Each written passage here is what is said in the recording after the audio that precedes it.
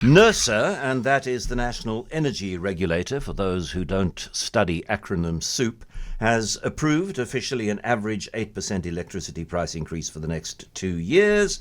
There had been increases announced of considerably lower than that, and then NERSA realized that it had made a mistake in its calculations.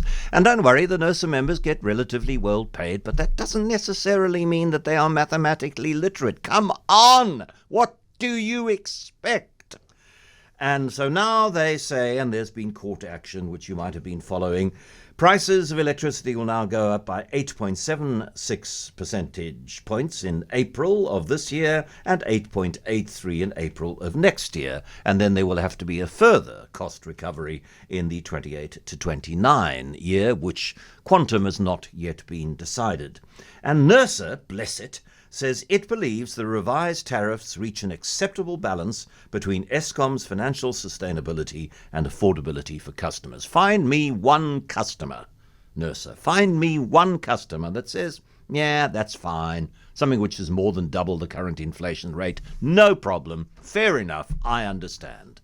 Chris Yelland, energy analyst, MD of EE Business Intelligence. Chris, what do we make of this? Sigh deeply and pay.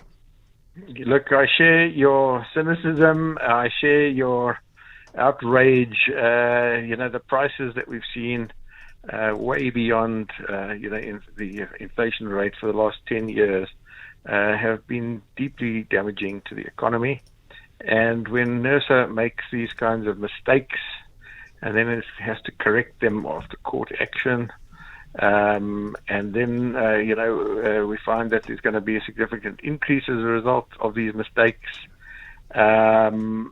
It's obviously deeply disturbing. It points to regulatory failures.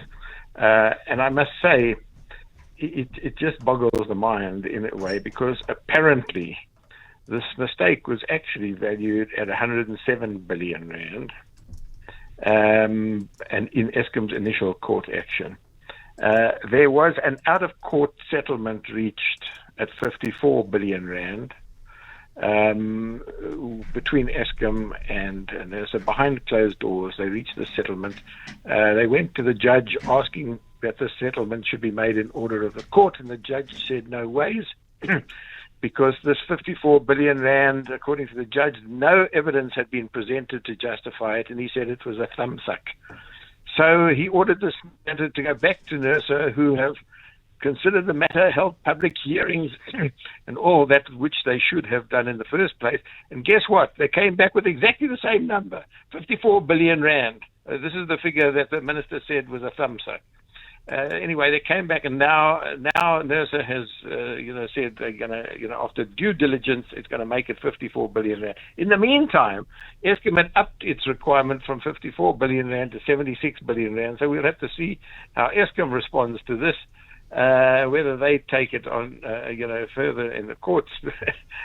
But it's an absolute mess. And by the way, this is not the end or all of it, because there's another 40 billion rand which has already been awarded by the courts, but NERSA hasn't indicated yet over which period it's going to be recovered. So it's actually not 54 billion, it's 54 billion plus 40, which is 94 billion rand at stake here. Which is almost double the amount that is being covered by these double inflation increases, which means that that 8.8 is potentially, in hindsight, going to seem like a low number that we should have been more grateful for.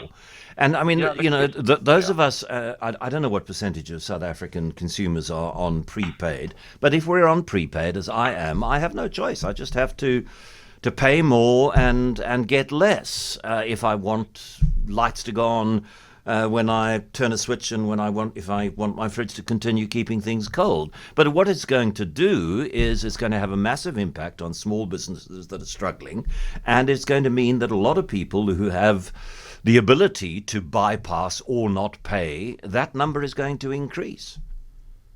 Yes, that's right. And you said that, if you're on prepaid, it's going to, no matter whether you're on prepaid and postpaid, there's nothing you can do about it. You just have to pay up. If you don't get the electricity, or you get cut off. But you're right. As the price rockets way above the inflation rate, there are two factors at play. First of all, theft and non-payment increases by consumers and by municipalities alike. So Eskom's arrears are likely to grow. The other impact, of course, is on the economy. It just means that people start either shutting down or moving to alternative energy suppliers, or going off the grid completely and installing solar PV and a battery and a petrol generator and saying, stuff you, I'm off the grid, I'm not going to pay these outrageous prices. And it's happening mainly in the peri-urban areas of South Africa, where there are very poor security of supply. But the business case for going off-grid is unfortunately becoming stronger and stronger. And what that means is that Eskom sells less and less electricity, and more people are not paying for the less and less electricity that Eskom is generating and trying to sell, which means Eskom's financial position gets worse. So they go to NERSA and say, see how bad is our financial position? Can we have greater increases? So this is an absolutely vicious cycle out of which there seems to be no escape.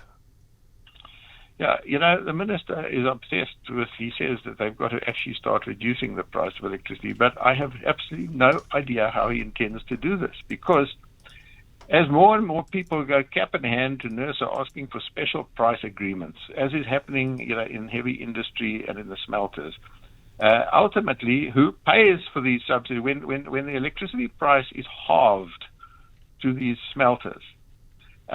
Somebody has got to pick it up, and it's not Eskom, because Eskom its balance sheet can't. It's ultimately the taxpayer, which means the distinction between the taxpayer and the electricity customer is very thin in South Africa. Ultimately, somebody pays for this, and I don't know how the minister thinks he's going to reduce the price of electricity when all the pressures indicate exactly the opposite, that there's an increasing spiral, as you pointed out. Thanks, Chris. Not the cheeriest of conversations with which to start a Monday afternoon drive, but there we go. That is the reality that we face.